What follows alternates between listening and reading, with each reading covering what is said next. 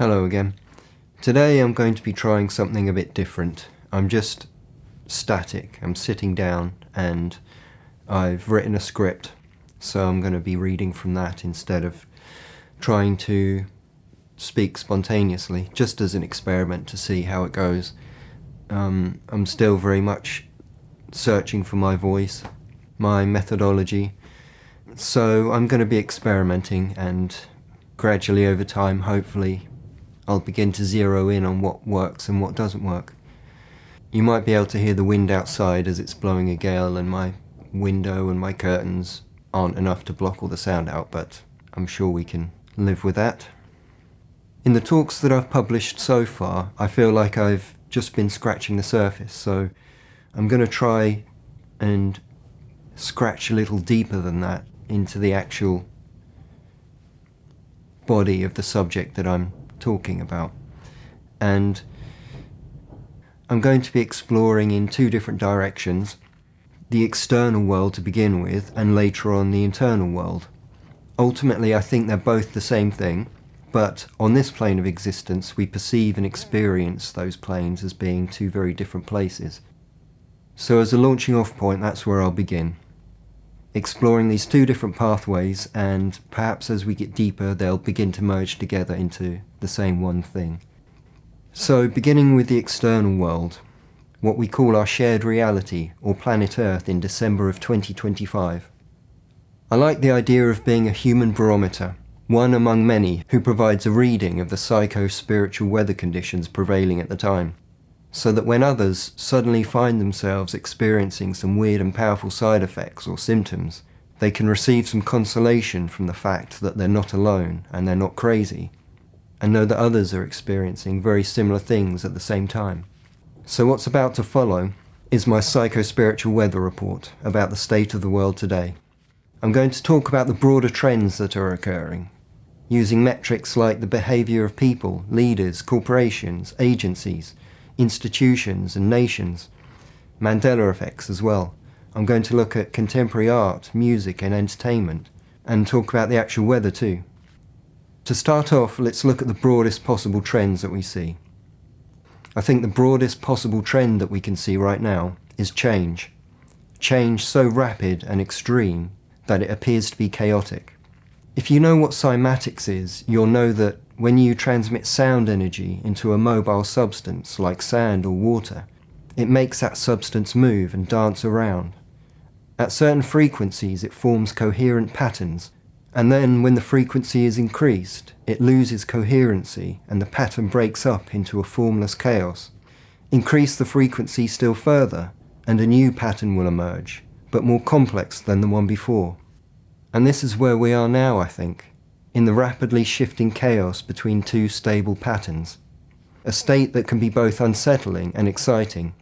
Unsettling because the familiar world is dissolving, and exciting because we have an opportunity to help shape the new world as it emerges. So to get back to the broad global trends again, the first one that I'm going to talk about is the fact that relationships are changing. People are splitting apart and gravitating together into new relationships and new groups, which more closely match their frequency. This has happened to me personally, and I see it happening to many others. People's priorities seem to be changing too, along with their aspirations and projects. It reminds me of a caterpillar that once had an appetite for leaves, but when it becomes a butterfly it can no longer digest and draw sustenance from leaves, and instead requires nectar. We're feeling the same. We need higher frequency food that nourishes us on a deeper level. And in terms of literal dietary appetites, those seem to be changing too. I know they have with me, especially in the last few months. My appetite for things like red meat, coffee and alcohol have just completely dropped away, while I can't get enough of fish and homemade juices. I would like to go full vegetarian, and I did do that for about 10 years, but I lost so much weight in the process and had so little energy that I struggled to function. So I decided to reintroduce a small amount of meat back into my diet. I see the art and entertainment worlds changing too. And in regard to the mainstream art and entertainment world, I don't think these changes are organic. I think these industries have been co-opted by some fairly unhealthy people, because they're churning out vapid, disturbing, agenda-filled garbage right now that doesn't satisfy our hunger for deep and compelling storytelling. Instead, it just appeals to our basest drives, fear and sex mostly, through horror and perversion. Mainstream television and music has run out of inspiration and originality and energy. There's no distinctive form or style anymore. It's just repeating what's already been done, but in progressively worse iterations, like a photocopy of a photocopy of a photocopy.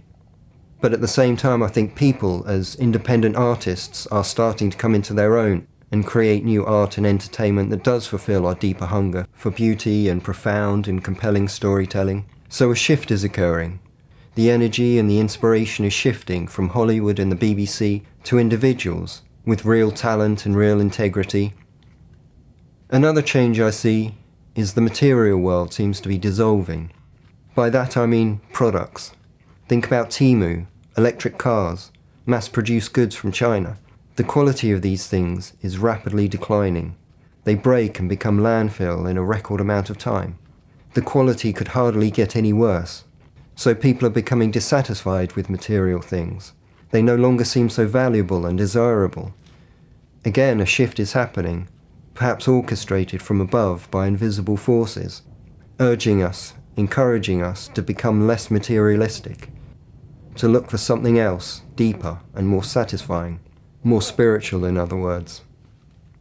I see the physical weather changing. I mean, that's no big news flash, but where I live it's become so much cloudier and rainier and windier than it has been in preceding years. There's noticeably less sunlight, which affects people's moods, often in a negative way. Personally, I like every kind of weather.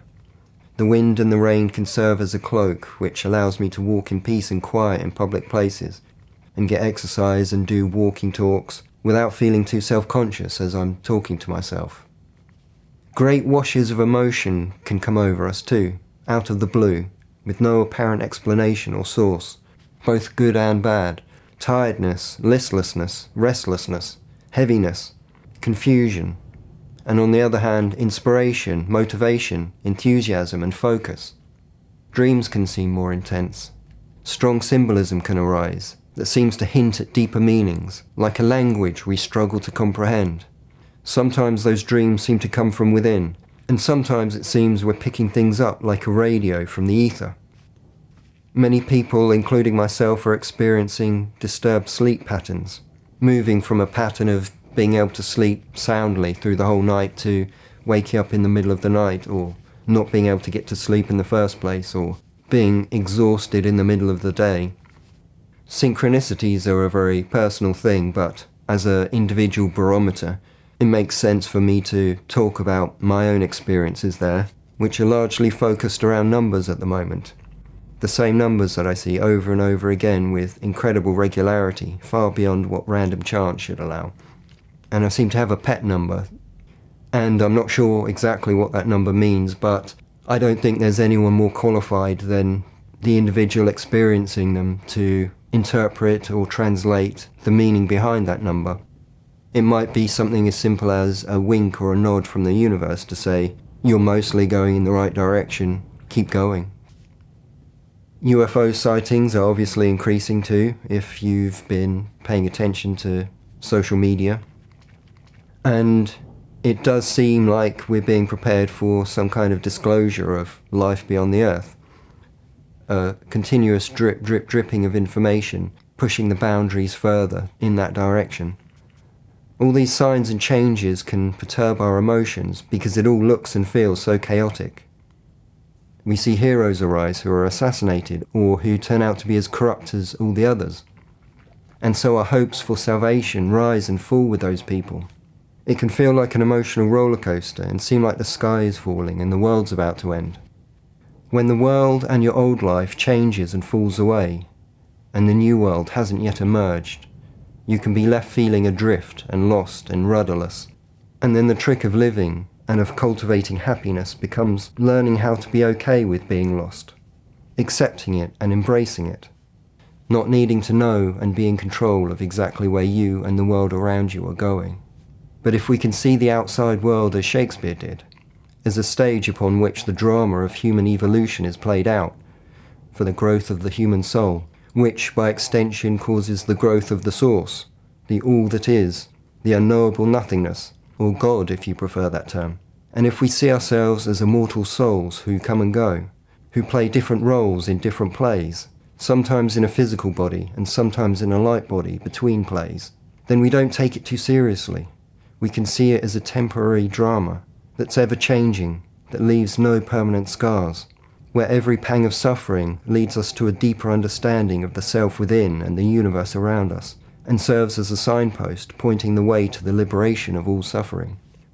The only place we can truly have any control is within ourselves.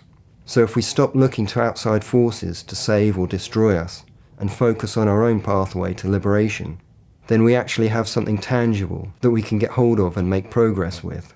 We can take steps on that path and see our progress day by day as we learn and grow.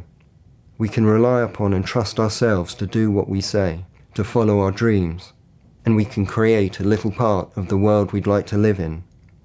Like a garden, we can cultivate ourselves on the inside, and then watch as our external world slowly transforms to reflect that world back to us. Where are all these drastic changes leading us? That's up to you.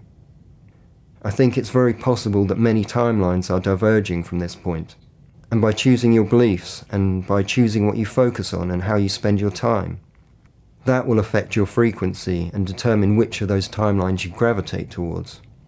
That's the end of my prepared script.